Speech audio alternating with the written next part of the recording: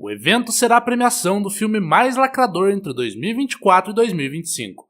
Provavelmente será o chorume da vergonha alheia e do progressismo. Nada mais justo que explicarmos sobre suas obras decadentes de um movimento político rejeitado, moribundo e corno. Este é o Visão Libertária, sua fonte de informações descentralizadas e distribuídas. Ajude a propagar as ideias de liberdade. Deixe o seu like e compartilhe com seus amigos. Um artigo seu pode virar vídeo aqui também, sabia? Este artigo foi escrito por O Salsichão do Amor, revisado e narrado por Gordinho Caipira. O movimento woke é um evento cultural rejeitado, moribundo e corno. Rejeitado porque quem lacra não lucra. Moribundo por causa dos estúdios fechados, filmes flopados e games estagnados.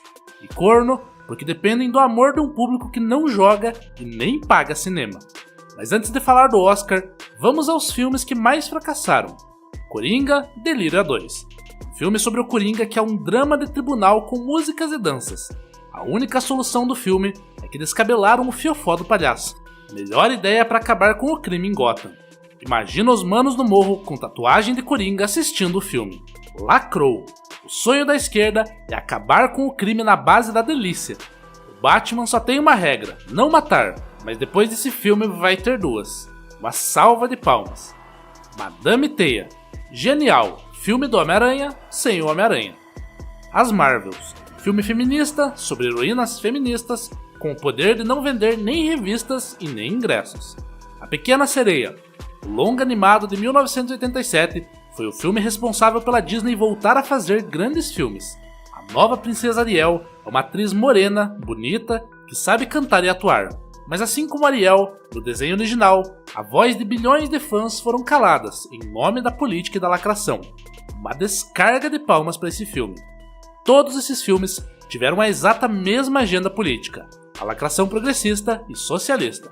Foram agendas impostas a artistas que bateram no peito, afirmando lutar por causas nobres, exatamente como os palhaços que cantaram a música do Salve Amazônia antes da Marina Silva deixar queimar tudo.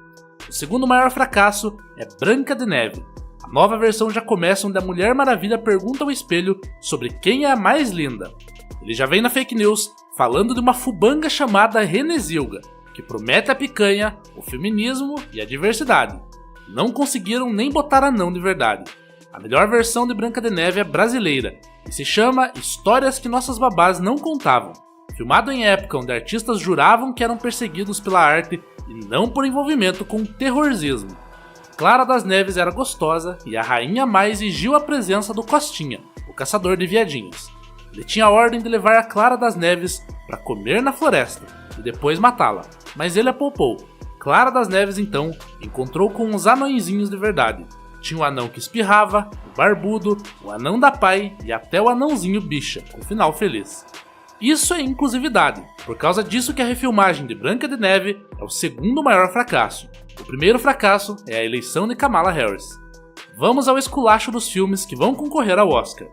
Wicked, adaptação cinematográfica do musical que conta a história da sua ex-namorada feminista, bipolar e histriônica, no papel de bruxa malvada de O Mágico de Oz. Como o filme é a versão dela, segue a história de como ela é a vítima do machismo, patriarcado, do racismo ambiental, das girafas da Amazônia, do peidinho das vacas, da fake news de extrema direita e do maior inimigo das feministas, o banho. Indicado a 10 categorias, incluindo Melhor Atriz Chiliquenta. Fui assistir ao filme original, no qual a bruxa é tão malvada que ameaçou tacar fogo no espantalho, desmontar o Homem de Ferro e fazer um tapete com o leão. Também ameaçou a Dorothy e o cachorrinho Totó. Ela era tão malvada que os anões fizeram um musical para comemorar que acertaram uma casa inteira na cabeça dela. Tão malvada que seus próprios guardas agradeceram a Dorothy depois que ela derreteu. Bilheteria de 718 milhões de dólares, mais do que o dinheiro que o Lula deu para a saúde. Ainda Estou Aqui, filme brasileiro dirigido por Walter Salles. Continuação de O Que É Isso, Companheiro, de 1997. No original, que também concorreu ao Oscar, o cinema brasileiro tratou o MR8, o Marighella e os sequestradores como heróis. Sua ação heróica foi sequestrar o embaixador dos Estados Unidos para libertar o José Dirceu. Sim, sequestraram Charles Burke Elbrick para soltar o José Dirceu. José Dirceu foi preso na época pelo assassinato de um estudante, tiro na cabeça e tudo. conta a história do jornalista, que pode ou não ter tido envolvimento com os atentados, com Marighella e com o sequestro do embaixador dos Estados Unidos. Sinto que o diretor Walter Salles jamais contaria essa história se o cara fosse inocente. O novo filme é a história da Fernanda Torres reclamando da ditadura que prendeu o José Dirceu, ao mesmo tempo em que ela ignora a ditadura de hoje, com o STF censurando redes sociais, perseguindo jornalistas e prendendo idosas com a Bíblia embaixo do braço. Indicado a 3 Oscars. Absurdo, José Dirceu foi preso 5 vezes só por corrupção, podia tentar roubar mais 2. Bilheteria de 5,3 milhões de reais, mais dinheiro do que o Lula deu para ajudar o Rio Grande do Sul. Antes de falar do melhor filme do ano, vamos aos que ficaram de fora. Deadpool e Wolverine, de 2024. Machos peludos com abdômenes de tanquinho devem salvar o multiverso da Marvel, depois de diversos filmes horríveis e do seriado da She-Hulk. É um filme de ação e comédia, que realmente se preocupou em homenagear os personagens e agradar aos fãs. Para se ter ideia, Thor, Amor e Trovão também era para ser comédia e ação, com trilha de Guns N' Roses. Histórias de guerreiros deuses que deveriam atravessar o universo para salvar crianças.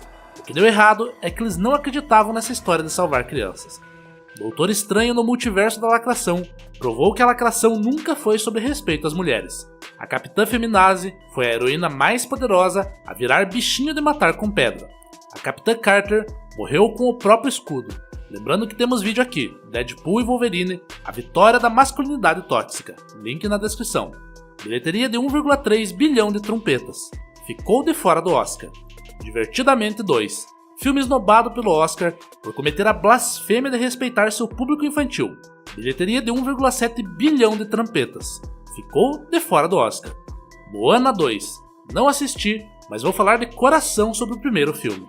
Moana, o Mar de Aventuras, é um ótimo filme que carrega profundos valores fora da lacração, provando que o verdadeiro respeito para as mulheres está fora do feminismo. O primeiro filme mostra a princesa Moana, primeira princesa da Disney, que recebe educação sobre como liderar. Mais tarde, aprendendo que seu povo era desbravador, Moana parte em uma aventura para impedir um grande mal. Sua jornada é sobre restaurar elementos chaves de sua cultura. Moana não se torna uma heroína Mary Sue. Ela restaura o herói Maui na sua missão de vida de ser um herói inspirador. Ela o restaura ao seu povo como desbravador dos mares. E ela não derrota o grande monstro malvado. Ela entende que o monstro é sua própria deusa, que se tornou uma força do mal por estar sem coração. E então, Moana restaura o coração da deusa. Uma continuação dessa história, carregando esses valores, já é a promessa de um bom filme. 583 milhões de trompetas, fora do Oscar. The Chosen, Os Escolhidos, simplesmente um novo seriado sobre a vida de Jesus Cristo, que foi visto nos cinemas e teve uma ótima bilheteria. Se mostrar a cruz no Oscar, metade dos lacradores derretem. Sonic 3, ótimo filme, desqualificado do Oscar por falta de diversidade, ignorando que o filme tem mulheres de verdade, Jim Carrey e o fato de que nenhum outro filme no Oscar tem ouriços, raposas ou equidnas interpretadas por Idris Elba. Pobres Criaturas, Oscar lacrador de 2024.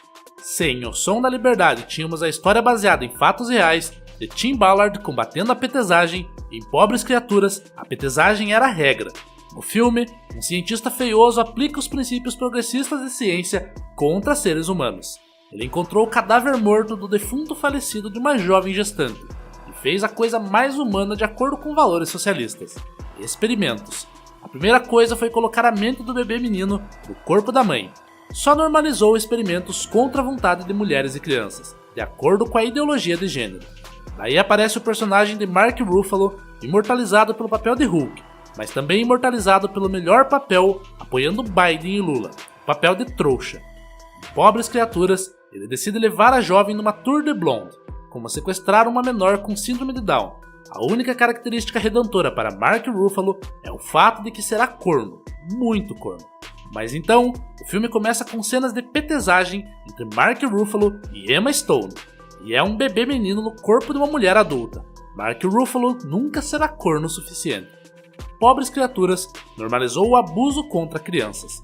Existe uma cena onde o personagem vai em uma casa das primas francesas e consegue dinheiro através da petesagem. Exatamente tudo que foi denunciado em O Som da Liberdade, Sonho Molhado de Michel Foucault. Emília Pérez, simplesmente o melhor filme do universo. 3 indicações. incluindo filme, direção e atriz com tico. Melhor do que O Senhor dos Anéis, Ben-Hur e Titanic. No filme, um traficante mega violento representa o lumpen proletariado, a classe dos marginais. Por ser líder do cartel, representa tudo que a esquerda defende no fascismo. O cartel dita as regras, assim como o demônio do Mussolini ditava suas ordens, ou como Alexandre de Moraes dita a justiça no Brasil. Existe a lei do silêncio. Quem critica o cartel pode ser perseguido, igual fascistas como o demônio do Mussolini ou Alexandre de Moraes. Existe o contexto de ditadura, da censura, perseguição, tortura e morte, faltando apenas guerra e genocídio, casos do Hamas e Estado Islâmico. O traficante então tem a brilhante ideia de sequestrar a Gamora, e sua ideia é genial: cortar o mal pela raiz, tipo mudar o sexo do demônio do Hitler ou botar peruca no demônio do Mussolini. Cortar o pinto deles deve ser a solução da humanidade. Gamora decide viajar ao mundo cantando e dançando sobre transformar periquito em periquita. Seus discursos de ideologia de gênero são exatamente o que a militância diz, e isso fez com que a militância criticasse o filme. As trans parecem estar mentindo, por na realidade estarem mentindo. Então, o personagem que é traficante, torturador, agressor de mulheres e representante do fascismo politicamente correto se transforma. Vai simular a própria morte, abandonar a mulher e os filhos. Então surge o Emília Pérez, plágio de Carla Pérez, e o filme agora será pior que Cinderela Baiana. Cinderela Baiana nunca apoiou nenhum bandido, Emília Pérez é o bandido. Na hora de cantar e dançar, o Emília Pérez precisa usar efeito na voz, indicado ao Oscar de melhor música. O Emília Pérez decidiu então voltar para a família, fingindo ser outra pessoa, tipo uma babá quase perfeita. Mas o oposto de um macho peludo Robin Williams, que pode ser visto em cena defendendo mulheres e crianças, o Emília Pérez está mais para um Norman Bates de vestido. Não entendi a moral desse filme. O pinto é a raiz de todo mal? O final do filme é um musical sobre o Emília Pérez recuperar os corpos dos mortos do cartel, os corpos das pessoas que ele mesmo matou. Imagina a briga! O filme brasileiro sobre o jornalista envolvido com atentado e sequestro para soltar o José Dirceu, mentindo que é contra a ditadura e apoiando a ditadura, Fernanda Torres com sua blackface paga pelo Fantástico contra o Emília Pérez, que é um traficante mentindo ser mulher e recuperando os corpos das pessoas que ele mesmo matou. Fui muito duro com Cinderela Baiana. O final do filme é o suco da lacração. Como o traficante agora é mulher, ele abusa do direito trans de abusar da esposa. Daí, a feiticeira de Waverly Place reage. Acontece um tiroteio e o carro cai do penhasco. Então, fazem uma procissão com a estátua de Emília Pérez, a santinha do pau cortado. Arrecadou 13 milhões de migalhas, diversos filmes com centenas de milhões de bilheteria e esse cocô com mais indicações que toda a trilogia do Poderoso Chefão. Não vou apenas torcer para filmes lacradores ficarem sem Oscar, vou torcer pro Oscar inteiro ficar sem audiência, como nos últimos anos. Meu sonho é que a falta do USAID enterre essa premiação, que metade de Hollywood envolvida com P. Diddy seja preso e que a outra metade envolvida com Epstein seja também. Nada mais libertário do que Torrent e TV Box. Obrigado pela audiência, este é um canal colaborativo, participe você também. Cadastre-se agora mesmo no nosso site visãolibertaria.com e envie os seus artigos por lá. Os colaboradores recebem recompensas em Bitcoin. Inscreva-se no canal e clique no botão da campainha para ser avisado de novos vídeos. Até a próxima!